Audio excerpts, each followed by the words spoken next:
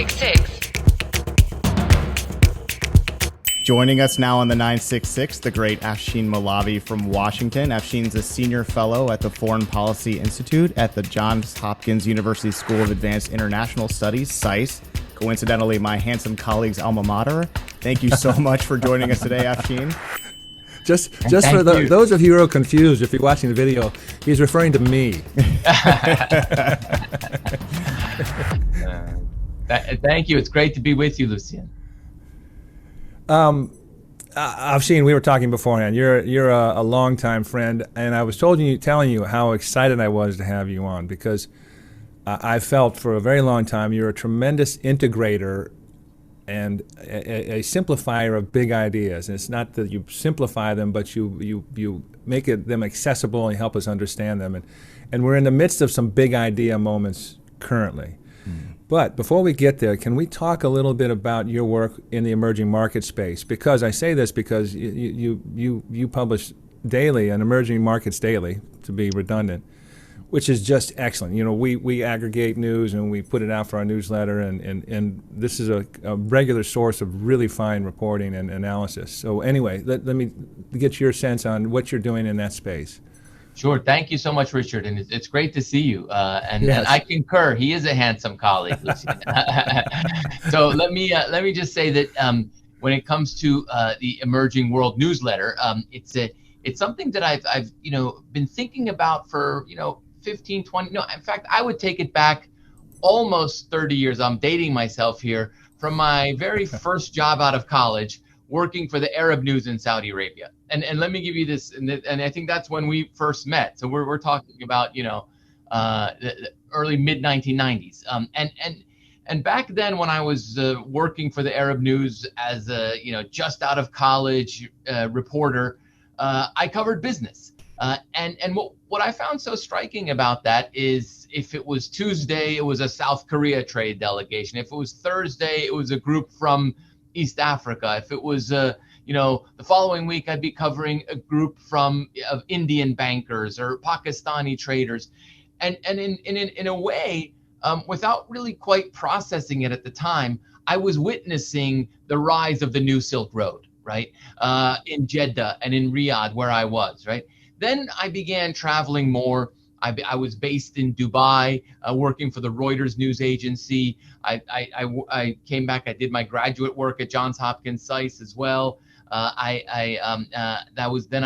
did some work in Iran for the Washington Post, and everywhere I went, I was seeing this kind of global trade. I was seeing the meeting of East Asia and West Asia in so many different and interesting ways. And so I kind of, noted that. And then over the years, I ended up working at the World Bank. I worked for Oxford Analytica, which was a geopolitical risk advisory firm. And I still kept watching all of this. And then when I returned to Johns Hopkins SAIS as a fellow at the Foreign Policy Institute here, I thought, well, let's launch something in this space of kind of what I've been watching. I've been watching the rise of the new Silk Road, the interconnections of West Asia and East Asia, interconnections of Africa and Asia. And I, along with a partner institute in Abu Dhabi called the Delma Institute, we created something called the Emerge 85 Lab. And we use this 85 term based on the fact that 85% of the world lives in Asia, Africa, Latin America, and the Middle East, right? So that's not a forecast going out to the year 2030 or 2040. That's today. And I joked with my partner that if we stuck around for a decade or so, we'd have to call it the Emerge 86 Lab or the Emerge 87 because the population trends were moving in that direction. So we in the West are not just a demographic minority, we're a demographic minority by far. But if you look at this 85% world, right, there are several big structural drivers that were driving this world. And one was rapid urbanization. We're seeing rapid urbanization across Latin America, across Africa, across Asia, across the Middle East. The other one was unprecedented connectivity, both the digital connectivity and the physical connectivity, right? And then the third one was growing middle classes, right? So I latched onto these as big mega trend drivers, right? Now, we don't know who's going to win the midterm elections in the U.S. We couldn't predict who was going to win the 2016 presidential elections, or whether, Macron will remain as president or Marine Le Pen will become president. Those things are difficult to predict. But these tectonic trends like urbanization, connectivity, middle classes, those are a pretty good guide for where we're headed in the future. And Richard and Lucian, I know both of you think a lot about where we're headed in the future, and what it all means. And so that's why I've latched onto these ideas as a great kind of guidepost to see where we're headed in the future. And all of this comes together in the newsletter Emerging World, which you can see on Substack. If you were just to Google Emerging World Substack Molavi, it would come up. And please subscribe. I will give all of your readers a 50% discount. It's free, but I'll give them a 50% discount. Yeah, exactly. sounds like our subscription base. We've cut your costs in half. That's right. Well, that's fascinating on a number of things, because I will say this. I'm going to digress, because you recall from me when we met and your work with Arab News and your focus on business. And I think as we go through this conversation, we will find that in terms of how you look at globalization, how you look at the quote-unquote decoupling, and all these many things, your point of departure is always business. And I think it's a really important perspective that sometimes has you ending up at a place different than a lot of other folks. So we'll leave that aside for now. I also want to put in a plug, because you did a really excellent TED Talk on these 5 disruptors. Is that correct? What's the exact title of that? No, it looked like a TED Talk, but it wasn't a TED Talk. But it's called the 5 disruption-proof trends disrupting our future. And I'll send you guys the link, and you can share it if you like. But that's the idea. And you can also, if you were to look up disruption-proof trends disrupting our future on Google, the talk will come up, and also an article will come up for credits on the Credit Suisse website where I delivered the talk. Excellent. I highly recommend it to our listeners and our viewers. It's really, and this is when you heard me say earlier that Afshin is a tremendous integrator and a grasps big ideas and communicates them clearly. This is an example. All right, so let's talk about the emerging world, and I'm gonna apply a Western definition, and which may be a mistake, but I mean it's vast and it's diverse. And I'll say this. So IMF, for example, it lists as countries that are in the emerging market group. It lists Argentina, Brazil, Chile, China, Colombia, Egypt, Hungary, India, Indonesia, Iran, Malaysia, Mexico, the Philippines, Poland, Russia, Saudi Arabia, South Africa, Thailand, Turkey, and the UAE. I mean, that's a huge range. I mean, how do you define the emerging world, and is it just an economic, way you look at it is only just an economic focus? Yeah, it's a good question, Richard, and maybe if you don't mind, I'll go back to the invention of the term emerging markets, because I think that might be interesting for listeners. I was on my Emerging World website. I interviewed Antoine van Achtmael. Antoine van Achtmael is the guy who invented the term emerging markets, and this is, you'll both appreciate this because it was an extraordinary act of branding, right? Antoine van Achtmael was working at the IFC, the International Finance Corporation, where I worked later, of the World Bank, and he had been living in Asia. He had been traveling across Asia for many years in the 1970s, and he saw some real opportunities, because what he saw was growth. He saw developing countries that were growing fast, and there were real opportunities to invest in these businesses. And so he went and he decided to create a fund, and he called it the Third World Equity Fund, right? And so he presented it to some investors, and he had all sorts of charts, and one of the investors said, "I love the idea, I hate the name." Right? And so then Antoine van Achtmael tells the story about going back that weekend, racking his brain, thinking over and over again what to do, and then he just said it hit him, and he came up with this term emerging markets as opposed to the third world, right? And then the way he describes it is he went into his boss's office at the International Finance Corporation, And he said, I've got this idea. I'd like to call this fund the Emerging Markets Fund. And he said that within 30 seconds, his boss said, yeah, let's do it. And in a sense, that act of branding made history, right? Because it was no longer the third world, it was the emerging markets, right? Now, having said that, it still took a while to develop this fund. It still took a while, to grow this idea to investors, but I think that was vital. And broadly speaking, if you were to take it early on, you could take all the countries that were considered developing countries. They were kind of piled into this emerging markets, right? Now, if you were to look at the MSCI index has certain countries that make their emerging markets index, countries that, and if you don't make their emerging markets index, you might make their frontier market index, which is a little bit of a riskier investment. They haven't quite made the emerging market status for a variety of reasons, liquidity in their equity markets, rules and regulations in their equity markets, et cetera, et cetera. So it's a big deal to graduate to that MSCI Emerging Markets Index because suddenly what happens is big asset management firms, big institutional investors will set aside a certain percentage of their funds for emerging markets, and they're often investing in indexes, right? So passive funds end up just flowing, which is why when a country like Saudi Arabia makes the emerging markets index, it suddenly passive funds begin flowing, right? So I think that's important. Now, broadly speaking, the way I look at it is I don't get too caught up in whether you want to call these emerging markets. For a while, there was a movement to call them growth markets as opposed to emerging markets. And others have said, wait a minute, China is the second largest economy in the world. How can we still call it, an emerging market, et cetera, et cetera? But if you were to, if you are an investor in these markets, you still need to do the kind of due diligence that you would do if you're investing anywhere. You don't necessarily want to invest in indexes. You want to look at sectors that you're interested in, countries that you're interested in, ultimately companies that you're interested in.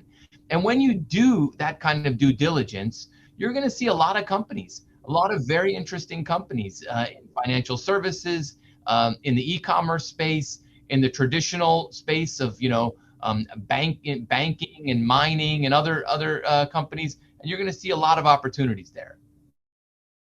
It's a fascinating process. It's really interesting how it's become, when you talk about a benchmark, it's become an administrative thing now. It's an administrative. In Saudi Arabia, we've done episodes on this and segments where we talk about the collapse of the Saudi stock market in 2006. Mm-hmm. And because the oversight mechanism was poorly administered. It was a bit of the Wild West, and that Tadawul was actually introduced in 2007 in order to specifically, and I think in their mind they had been included in the MSCI as their goal, and so from that 2007 to 2018 period when they were included in the MSCI, and then they have those inflows from the indexes, it was a very determined and specific process where they were going to meet each of these benchmarks in order to be eligible. It's an important thing for countries to be involved in there. So let's talk about, and we're going to get to the other thing. Let's talk about Saudi Arabia as an emerging market. Yeah. So let's say it was officially an emerging market as of 2018. Right. Yeah. It's a significantly different situation now. I mean, that's the equity markets, the stock market has only grown, only become more fluid, only become more accessible. Yeah. In my opinion, it's been a terrific success story for Saudi Arabia in sort of graduating into the emerging market world.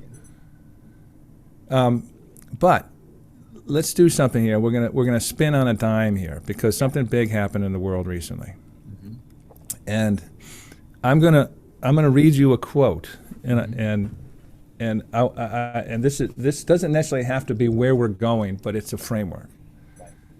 And by the way, if you want to push this aside and go where you want to go, I'm good with that. So on February 24th, Germany's Chancellor Olaf Scholz said Russia's invasion of Ukraine had brought Germany to a historical turning point, a Zeitenwende, There you go, Lucian. Well done. The issue, Scholl said, we are constantly dealing with difficult words on this show. The issue, Scholl said, was whether power is allowed to prevail over the law, whether we permit Putin to turn back the clock to the 19th century and the age of the great powers, or whether we have it in us to keep warmongers in check. Now, this certainly feels true for Germany, Western Europe, and NATO. It also seems to be a Zeitenwende for much of the rest of the globe, in particular any number of emerging market countries who interpret the invasion of Ukraine and the West's response quite differently than Olaf Scholz. It's a big, big question. Can you speak to this dichotomy and where we are in terms of this globally cataclysmic event?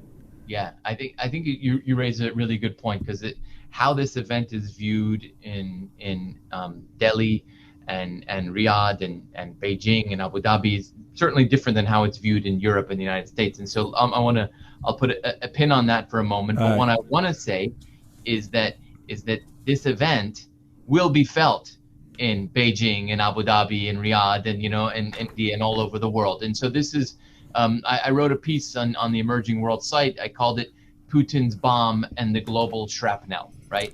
Excellent piece. Again, further recommend it. Really good piece.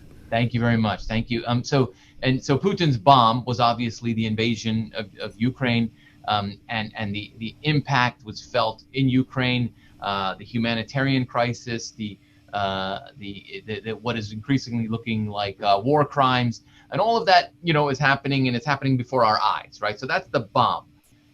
But then there's the shrapnel from the bomb. The shrapnel, and this shrapnel is spreading far and wide, and it's hitting everywhere, every corner of the globe, and very few places are going to be untouched by this shrapnel. And the reason is because Putin's bomb exacerbated an already inflationary environment that we were living in, and contributed and in a sense, put the accelerator on this environment. And particularly dangerous is what we're seeing with food prices, right? So Russia and Ukraine, as you both know, are major wheat exporters, but they're also major fertilizer exporters, major, sunflower oil exporters. A lot of things in the food security world were highly dependent on Russia and Ukraine. Some countries more dependent than others. Egypt more dependent, Somalia, Benin, several countries in sub-Saharan Africa highly dependent on Russia and Ukraine. But even if you weren't highly dependent on Russia and Ukraine, the price of wheat going up, the price of fertilizers going up. By the way, natural gas prices also push up the price of fertilizer, right? And so this is all contributing to this inflationary environment that we're living in. Now, the inflationary environment that we're living in the United States certainly hurts. It bites, but it's not life and death inflationary environment that we're seeing in places like Sudan. We're seeing in places in sub-Saharan Africa. We're seeing in places in parts of the Middle East as well, where in Sudan they're looking at 250% inflation. The Food and Agriculture Organization of the United Nations has said that we're hitting record food prices, right? Now, let's go back a decade and remember the Arab uprisings. I don't call them the Arab Spring anymore. It certainly doesn't feel like spring in Damascus or in Libya or even Tunisia. Absolutely. And so, but remember, there was spikes in food prices right before the Arab uprisings, right? And so now we're seeing that again. And where are we in much of the Middle East and North Africa region outside the GCC? Well, we're still at high levels of unemployment, roughly the same levels of youth unemployment, about 30% youth unemployment, high levels of underemployment. And yet we're still living in that environment of those three structural drivers that I talked about: rapid urbanization, unprecedented connectivity, growing middle classes. Now, when you have rapid urbanization, growing middle classes, unprecedented connectivity, you also have something that's a little bit harder to quantify, but it's aspiration, right? So I think one of the biggest stories, and one that is worth following, is the rise of aspiration in the emerging world. It is now become entirely common for the son or daughter of a Kenyan farmer or an Egyptian taxi driver to expect a better life, right? Because they've seen it. They've gone off to pharmacy school, or they've migrated to the Gulf, and they've gotten a job and they've made a little bit of money. So this aspiration has been unleashed all across the emerging world.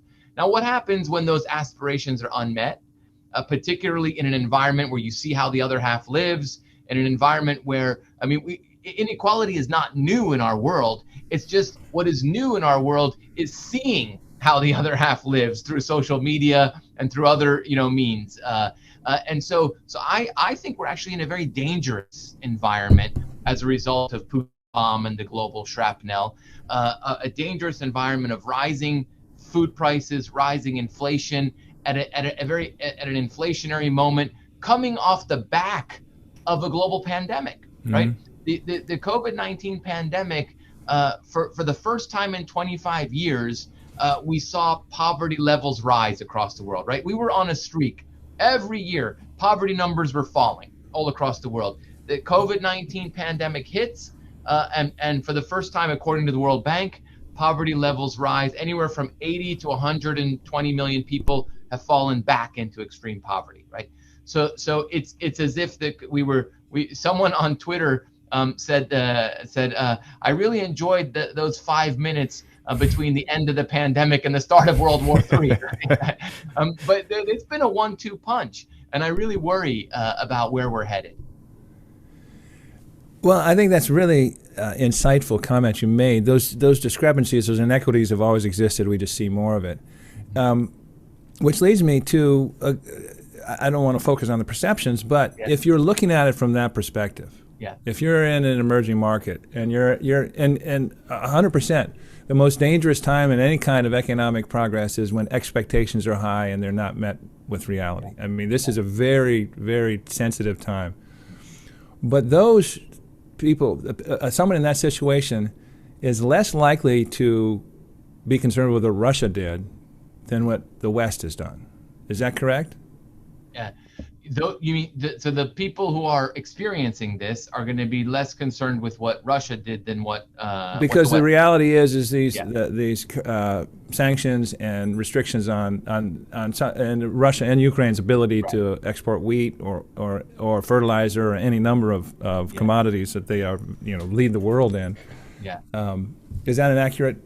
I think so. I mean, I think I think it's accurate. I think at the end of the day, what people are going to be concerned with, and what they are often concerned with, is these pocketbook issues of, the gas price and food price, and the price of sunflower oil, and by the way, what we're also seeing is increased pricing in all of the metals, the metals that are going to drive our renewable energy future, right? Yes. Are also increasing in prices. So it's playing itself out in so many different ways. And I think this is just you and I were talking, Richard, before we began recording, and you made a good point about how the Russia-Ukraine invasion kind of exposed a lot of our fragilities, and it did, but it exposed how interconnected we are, how globalized we really are, right? And you just take your morning coffee, right? Your morning coffee comes from, a dozen or so different countries, the coffee bean itself, right? And then traders and shippers and roasters are sending this coffee around the world, and eventually it ends up in your cup. But it's globalization in a mug, right? And so you take your vaccine that you've taken, right? When I looked at the vaccine, I wrote a piece called Globalization in a Needle, because it was sourced from dozens of countries, right? You had something like, you had scientists from all over the world that were collaborating. The son and daughter of Turkish migrants in Germany played a prominent role in the Pfizer-BioNTech vaccine. And all of that came together. And by the way, the plastic that is used to hold the vaccine and put it into your arms would not be available without petroleum and fossil fuels. So that's another whole story of globalization. So in a sense, it's globalization in a needle. So what Russia's invasion of Ukraine has exposed to us is how interconnected we are, how it's kind of like when you if you break through a wall and then you see all these wires that you didn't know existed, right? Yeah. There's all this wiring behind the curtain. Don't look behind the curtain. Exactly. Yeah. There's all this wiring in our global economy that we maybe didn't even know existed. I mean, frankly, I didn't know about palladium before, Russia's invasion of Ukraine. But palladium is vital to take the toxic emissions out of cars. Other metals. You see how important they are to the global economy, and so Russia and Ukraine together are about 2 to 3% of the global economy. So not all that significant in terms of GDP, but significant in terms of some of the commodities that they send to the world, but also significant in the sense that this bomb blew up some of these already fragile supply chains, and that's why I think that the pain is going to be felt more so in the developing world and in the emerging world than in the advanced economies, which have cushioned their populations with fiscal stimulus, and they've cushioned their populations, and now we're on the verge of a round of Federal Reserve hikes that could potentially contain inflation, but obviously the balance is you hike to contain the inflation, but not to tip the economy over into a recession. And yeah, apropos to that, you have a strategic petroleum reserve on which you can draw, a million barrels a day for 180 days. So I mean, this is something that can be done. Now, let's talk about globalization. Yeah. And I'll throw in another quote from an interesting article by David Brooks in the New York Times. You may have seen it. Globalization is over.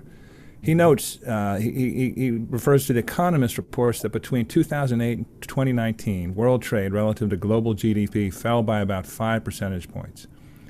There has been a slew of new tariffs and other barriers to trade. Immigration flows have slowed. Global flows of long-term investment fell by half. You see, and then he ends, you see the direction he's headed, and all manner of anti-globalization movements have arisen. Those are the Brexiteers, xenophobic nationalists, Trumpian populists, the anti-globalist left. You actually take a different view of where globalization is headed, and it's the health of its health. Right. Yeah, I do, and I'm glad you brought it up because I think that we are. Let me put it to you this way: Mark Twain, the great American novelist, he one day he opened the newspaper, and he read his own obituary, and he wrote to the editor of that newspaper, and he said, "The news of my demise has been greatly exaggerated." Right, and I think it's similar for globalization. The news of globalization's demise has been greatly exaggerated, and let me give you some reasons why I think that.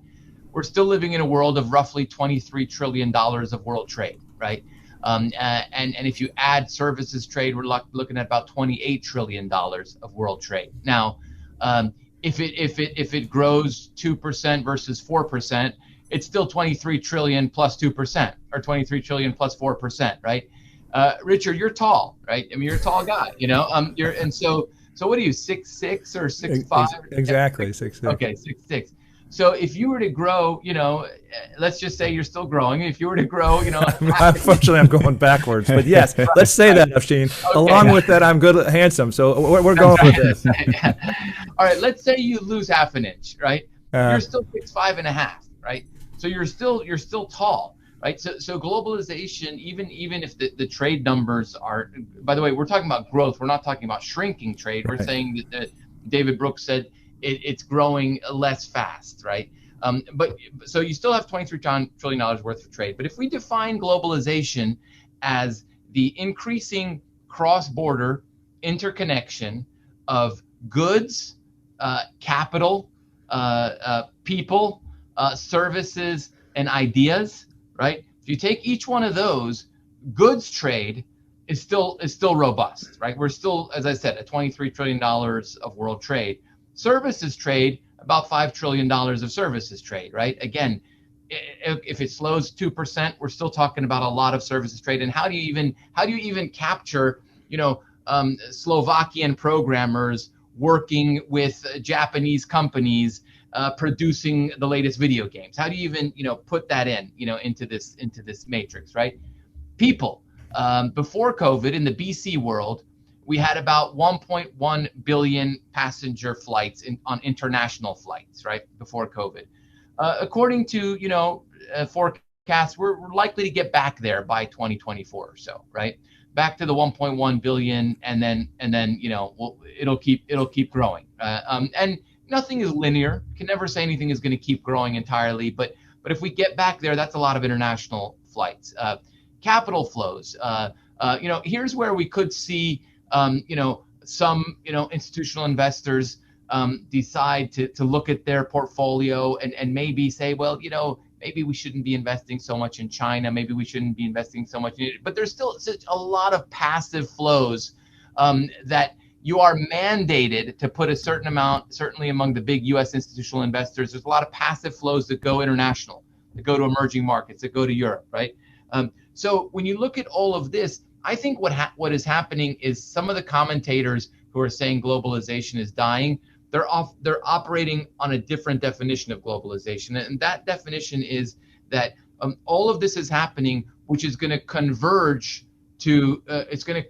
all of us together, right, around kind of the rules-based Western international order. So this gets back to your question that I pinned about how people are reacting to Russia's invasion of Ukraine. China likes globalization. They don't like the rules-based international order that was made, that they think was made in the Western world, right? But for China, globalization is very important for them. They wouldn't be the economic power they are without it, right? And several countries around the world, you can say the same thing, that they like the globalization that I'm talking about, which is the cross-border connection of goods and people and services and ideas. Maybe not so much the ideas, but all of the rest. But they don't believe that the rules-based international order, the language that we use in the West, is relevant to them, because for them, they have been for several countries in the region, across the world, they have not benefited, they think, from the rules-based international order, right? And so that's why the reaction has been different. And the other thing about the reaction of Russia's invasion of Ukraine is that, in Washington, from my understanding, there have been some very serious conversations with our Middle East allies about saying, guys, you need to see this as kind of like a hinge moment, a new world order moment, a 9/11 moment, right? And our Middle East allies are saying we don't see it that way, and we just don't see it that way. And how can you call this a 9/11 moment or a new world order moment when it wasn't an attack on you? And so there's uncomfortable conversations happening between our allies in the region and here in Washington.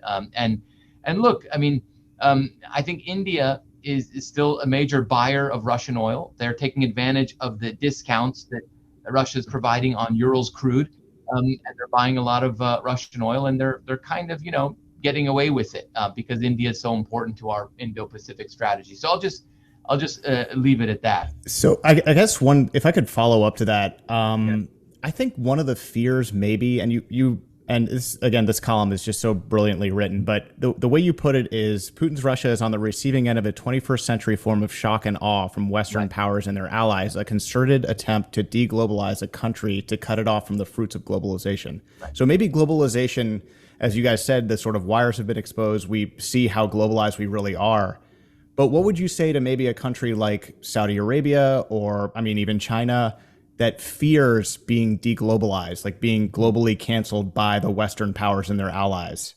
Yeah, I'm glad you brought that up, Lucien, because in a way, if those people who are saying globalization is dying, think about how globalization is being used as a weapon against Russia, right? Mm-hmm. Because what the world is saying to Russia is okay, Russia, you can invade Ukraine and we'll provide them with some military assistance, and we're not going to send our own troops on the ground, and we're not going to, we don't want to fight you, kinetically in a war. But what we are going to do is we're going to deglobalize you, or at least make moves to deglobalize you.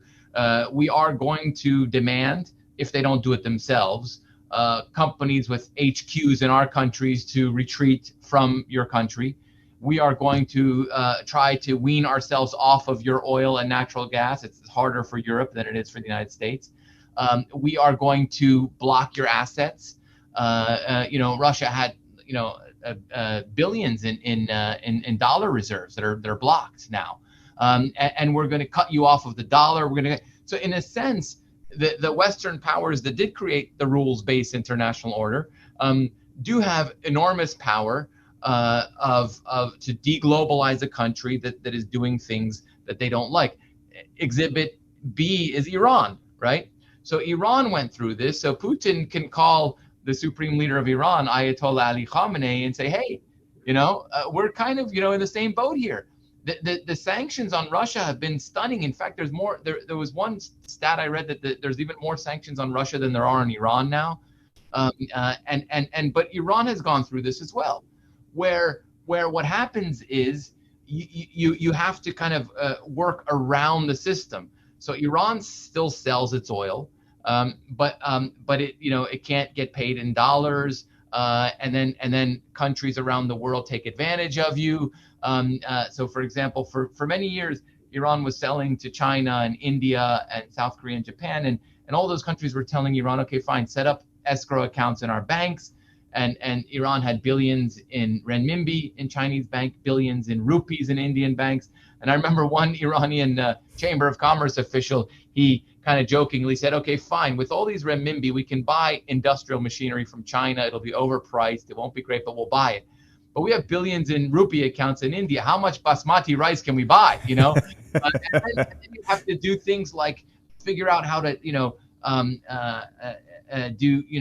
buy gold and sell gold and do all sorts of things. Your ships get sent out to sea without adequate insurance, so globalization has been actually used as a weapon. So if you are President Xi Jinping and you're looking at this and you're saying to yourself, wait a minute, okay, if I move on Taiwan, is this what's going to happen to me?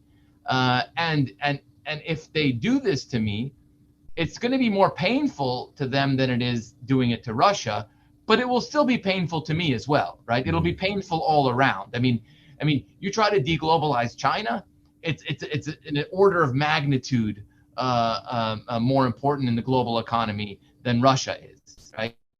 But I think it should give Xi Jinping pause. Mm-hmm. It should give any country pause that if you run afoul of quote Washington and the Western powers, you could be on the receiving end of this deglobalization. Iran has been on the receiving end of it. Russia is now on the receiving end of it. And I think Xi Jinping probably is taking note here. And it's devastating. I mean, in the prior to the invasion of annexing Crimea, I believe the Russian GDP was 2.1 trillion. After the sanctions resulting from that invasion, that annexation, they still hadn't. By 2019, it was 1.6 trillion. They still hadn't recovered. There's estimates that this, bout with financial sanctions will put them back 15 years. And this is again, this is a GDP Russia, equivalent to Brazil. It's not that big, and essentially it has oil, commodities, and weapons. This is what it has. But let's talk about, if we can, let's bring it back down to the Gulf and Saudi Arabia and UAE, but and what they're seeing here, because this concern about what's happened and this reluctance to ascribe the same importance, to this cataclysm as the West and the U.S. has, overlays other grievances. Mm-hmm. And it also comes at a time where I think, let's talk about Saudi Arabia alone. It is as confident as I can ever recall it being. The introduction of Vision 2030 in 2016 was as a result of 2 years of plunging revenues, a decision essentially that this revenue model won't work, and if we want to take care of our population going forward, it's come through some hard times, pandemic, Khashoggi, Yemen. On the business side, introduction of VAT, some very hard structural, changes that have been, put in order to advance the economy. They're coming out on the other side, having handled the pandemic well, in a global commodity supercycle.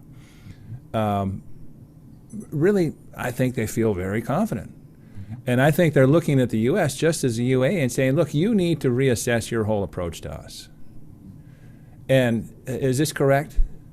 I think so. I think you framed it really well, and you can overlay that with this sense that Washington is retreating from the region, right? I mean, you hear this a lot when you talk to officials in the GCC states, and perceived, whether it's real or not, perception that Washington is either actively retreating from the region or interested down the road in retreating from the region, or less interested in the region, et cetera, right? And you can even just go back to 2019 and the attack on the Abqaiq refinery in Saudi Arabia, and the response from Washington, which, by the way, was in the Trump administration's time. It wasn't in the Biden administration. It was and Trump's exact quote was, "Well, that was an attack on Saudi Arabia, not an attack on us," right? And I think that there is this sense that there is this retreat from the region. There is a sense that before Russia's invasion of Ukraine, just about every country in the world was moving in this direction of decarbonization, right? Or at least this attempt at decarbonization. I've written about how petroleum is still going to be relevant to us for the next 20, 30, 40 years, and we are still living in a world where 83% of the world's energy comes from fossil fuels and 60% of the world's electricity comes from fossil fuels. So we can have an aspirational goal of decarbonization, net zero emissions, but we're still living in this world. And I think what Saudi Arabia and maybe the UAE are saying is that when you live in the real physical world of that they're living in, the world in which Houthi missiles are coming in and landing on their territory, and they're saying, wait a minute, we're not getting support from the United States. Not only that, the Biden administration has made it very clear that they were not interested in engaging with the Crown Prince of Saudi Arabia, and so from their perspective, it is, well, wait a minute. We've been an ally for many years. We've had differences. We will continue to have differences, but ultimately, we are, partners. I mean, maybe we don't use the technical term ally, but we've been partners, for many years on many levels, and we don't feel that we have that same atmosphere from you now. And then oil prices rise. And the perception is, okay, you need us now, and then you come to us now, and so I think that there is I think we really do need to seriously think about this relationship with the United States and Saudi Arabia, and understand it for what it is, and not try to overlay it with what it isn't, and it's a relationship that has been a strategic partnership on many levels. There's a lot of intelligence sharing that goes on many levels. There's a lot of things that, but it's not a relationship of necessarily of shared values, and it's not. And that's not something that we should try to impose on this relationship, right? And it's not a relationship that is ever going to be as close as, say, the U.S.-UK relationship, and for example, and it's not something that we should necessarily try to aim for in this relationship. But I think this is where we are in this relationship, and I think you framed it really well. Two thoughts, and that shared values is important. And in the Freedom House, they do a Freedom in the World every annual one. And in 2022, the heading is the global expansion of authoritarian rule. And it says, as of today, some 38% of global population live in not free countries, the highest proportion since 1997, apologies. Only about 20% now live in free countries. So my point being is exactly what you say. There's a significant percentage of the population who has decided, does not feel a liberal democracy is their best choice. And we can characterize it however we want, but you referred to 2011 and the Arab uprising, and for me, always the message out of that was not the type of regime in place; it's the quality of governance. Absolutely, yeah. And you see in places like Saudi Arabia or UAE, which are authoritarian states, they have plenty of aspects to it that are unsavory to the U.S. in the West, but they're governing well. I mean, inarguably, they're governing well, and they are trying to meet the mandate that they've set out with regard to their population and their people. So it's very, I think your point is excellent. Having to set aside the values, that we share. That's not necessarily shouldn't be the guiding principle. And the second part of that is when you talk. I know you pay a lot of attention to environmental issues, and there's a bit of Schadenfreude right now in Saudi Arabia and the UAE.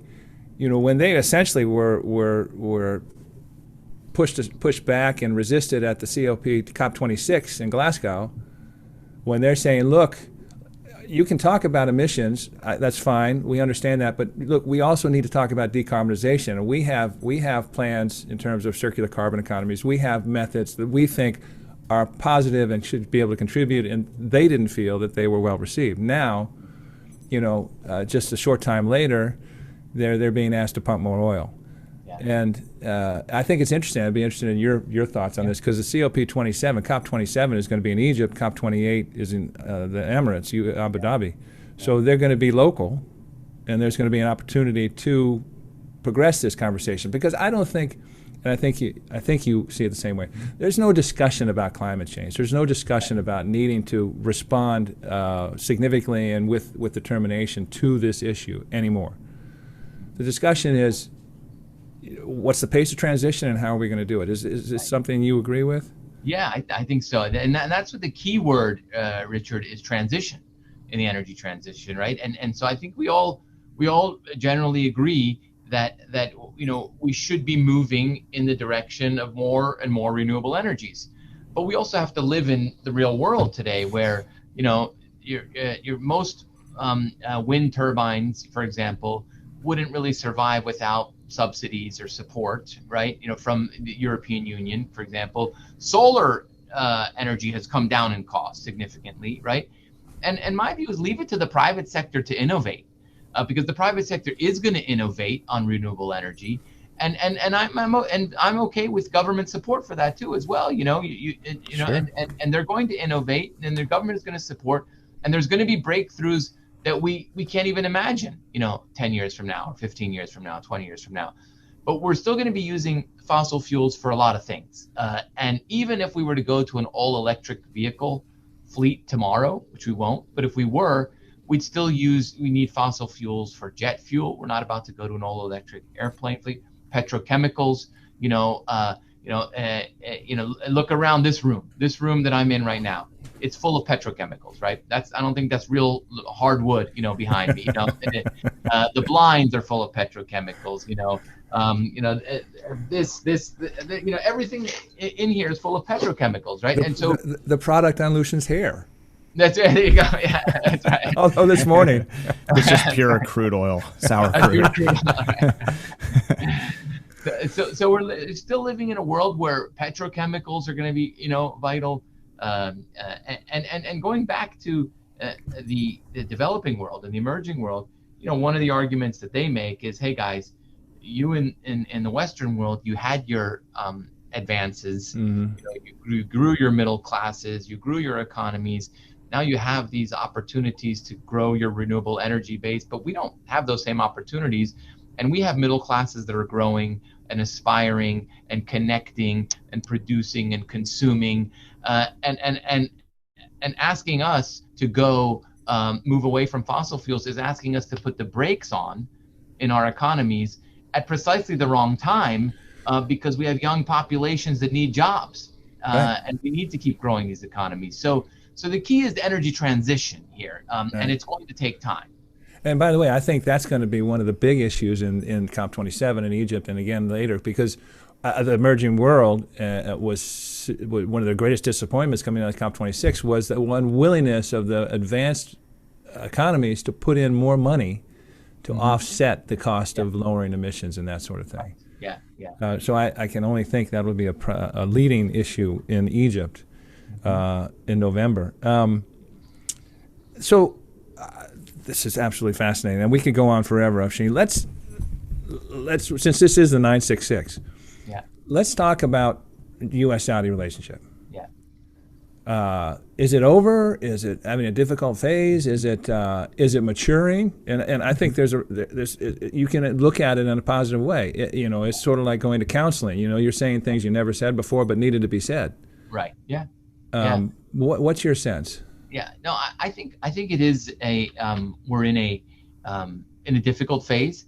I think that's a good way to put it. Things are being said that maybe needed to be said now, and they're out in the open. Having said that, I think that in some respects, the view of Saudi Arabia in political circles in Washington and even in some academic circles, it has not kept up with the changes that are taking place in Saudi Arabia. And I think that's important.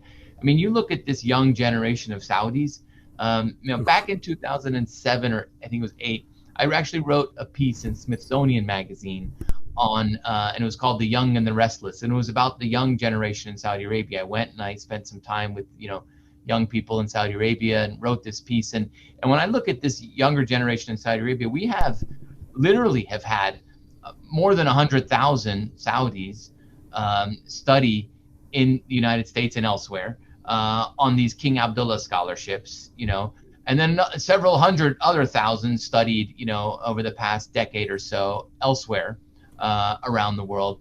And what's interesting is how many of them end up going back to Saudi Arabia, right? I mean, I think that's Mark Twain again said immigration is the sincerest form of flattery. But I think returning to your country when you're from the emerging world and then you have an opportunity to study in the U.S. and a lot of people who make it here and figuring out how to ways to stay here, but so many Saudis go back, right? So you have this younger generation of Saudis that just think differently. And in fact, I think there are shared values with that younger generation of Saudis. Right. They are wired, they're connected, they are global, and they want and they demand better governance. And so I think that if we think of it in those long term, this generation of Saudis today, I think that the relationship between the United States and Saudi Arabia does have a good future. But if we look at it in the old paradigms, I think then we're going to still have that friction. There was a number of Democrats that just recently passed a resolution to pressure President Biden to be more stern with Saudi Arabia about the human rights. It was, to me, it was extremely dated and reactionary. And I say that apropos to your point. Saudi Arabia looks at itself differently, and a large part of that is how its youth consider itself, its aspirations. It sees itself in the world. Several weeks ago, we had Mark Thompson, who's a senior research fellow with King Faisal Center for Research in Islamic Studies, and has done the most in-depth and comprehensive research on socioeconomic situation in Saudi Arabia. Next week, I'm doing a plug for the 966, but every week is fantastic. Next week, Mark Thompson and his co-author, Neil Quilliam, are going to join the 966 to talk about it's just published this month, their book, Governance and Domestic Policymaking in Saudi Arabia, Transforming Society, Economics, Politics, and Culture. I say this not only because it's going to be immensely fascinating, but it speaks to your point. And I've said it a number of times on the show, American policymakers, there are some people in the administration, but American policymakers, as a rule, are woefully out of step and out of date when it comes to Saudi Arabia and what really matters and the changes that are going on there. And I'm not sure how we can fix it. Yeah. And, I think, one of the things that we could do is just have more people go to Saudi Arabia. I think, I used to, I saw this whenever I was in Saudi Arabia and I'd meet people that were there for the first time and they'd say, oh, wow, I didn't realize, that the society, was more robust than I thought, et cetera. And by the way, this is not just true of Saudi Arabia. This is also true of other countries, and a country that is not does not have the same relationship with the United States, but Iran. What I said about Saudi Arabia, you could also say about Iran. You have a youth that is urbanized and wired and connected and aspirate. They have aspirations, and interestingly, the Iranian youth are very, very few, very small percentage of them are anti-American. There is this sense that they all want to, experience America and go to America, etc. So you can say this about a lot of places, but it still remains true, and it still remains vital to the future. But in the case of Iran, you have a government that is holding back that youth. In the case of Saudi Arabia, you have a government that is actually unleashing this youth on the world, and I think that's positive. Agreed. We've covered so many subjects, Afshin. Let's talk about China and the Middle East, because as you've said before, one of the problems with Saudi Arabia, one of the problems with U.S. policy globally is their fixation on China.